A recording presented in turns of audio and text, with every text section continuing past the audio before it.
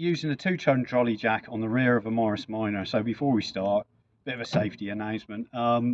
Using or working around or with jacks can be dangerous and tricky. Always want to be on level ground. Always want to make sure your wheels are chocked and safe. Better to work with 2 people where you're working with a jack if possible.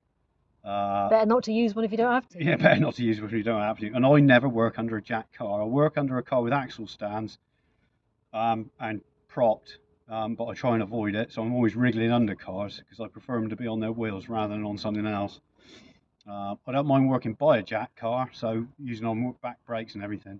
So if you're using them for the first time, go steady, take your time, make sure you're safe. So here we go, using a 2-ton trolley jack. Now I put the wheel back on, and I've got the jack under the best place on a Morris is the rear differential, right smack bang in the middle of it. The trolley jack fits beautifully underneath there, lifts the whole back end of the car up, no trouble at all, nice and balanced. And you can put an axle stand on the axles either side, holds the car up nice, and you can do both wheels at the same time. Brilliant. So I'm going to jack it up, release the axle stand, and then slowly jack the car down. So up we go.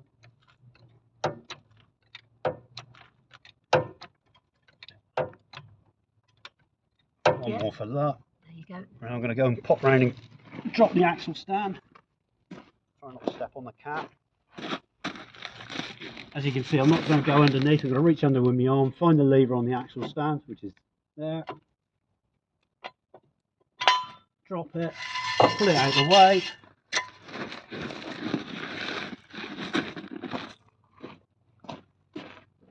Now I'm going to slowly release the pressure on the jack. We're putting that on the valve there. And then